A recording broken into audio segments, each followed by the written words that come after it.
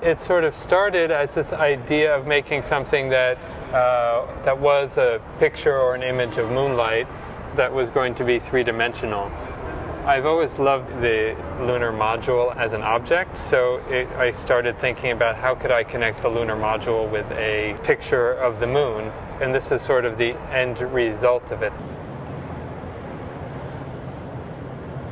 The buckyball shape actually came later when I was trying to figure out how to create something that emitted moonlight. So I knew that the piece would have to have solar panels to absorb sunlight like the moon does, and then some sort of light to emit something that was the color of the moon. So I worked with various shapes, and initially it was much more two-dimensional. It was very sort of a flat circular shape, and then I was thinking of a big globe.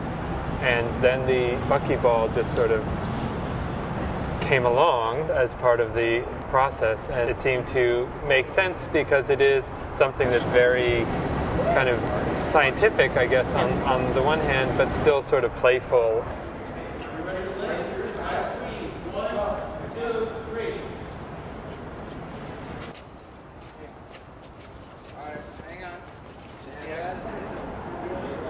I wanted it to emit moonlight that was the same as the moonlight in Chicago.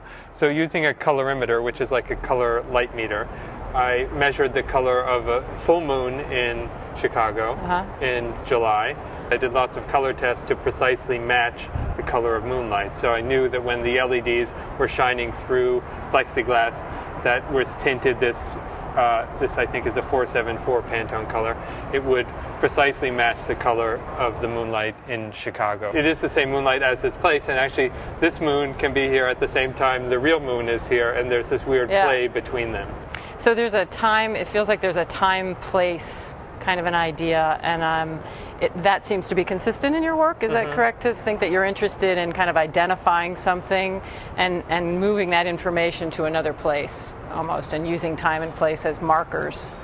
Yeah, I mean, this is weird because it's about two places, so it's not about taking one place and bringing it to another place as a sort of landscape. It's taking the moon in a way from Chicago and then bringing it back to Chicago. So it's more about this, I guess, the space in between the moon and Chicago, that sort of space in between.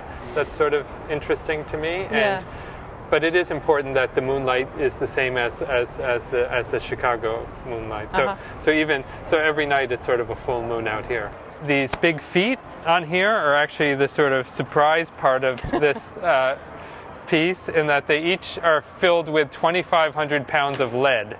So the module itself only weighs a few hundred pounds, but the feet together weigh 7,500 pounds, almost 4 tons of lead that are required to hold the lunar module down on this outdoor terrace in the Windy City. Right, exactly. So we want to make sure it doesn't blow away. All of the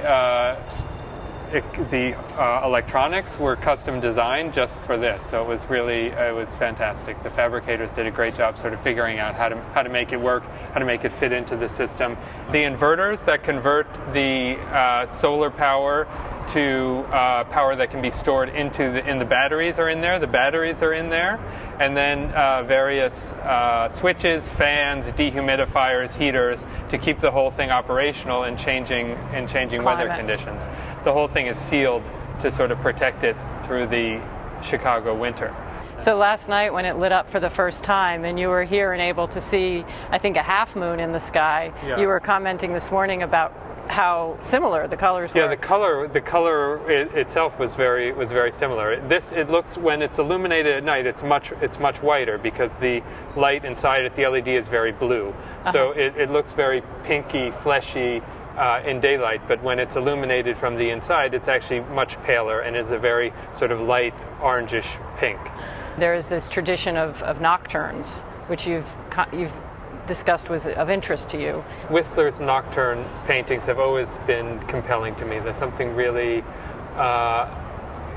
interesting visually about them. Also, this sort of paradox conceptually about them. This idea of trying to paint darkness is this sort of impossible thing, or also trying to paint moonlight. In real moonlight, our eyes can't see color. We're really sort of reduced to black and white, so it's very hard to sort of see color in moonlight, even though we think we see color. Our eyes really aren't sensitive enough at those low light levels to see much color, but this idea of finding color, and it's almost like imagining color. So I think Nocturns, more than normal landscapes, are about imagination. I think this really is a kind of nocturne. It's a picture of moonlight. It's just a little bit unconventional.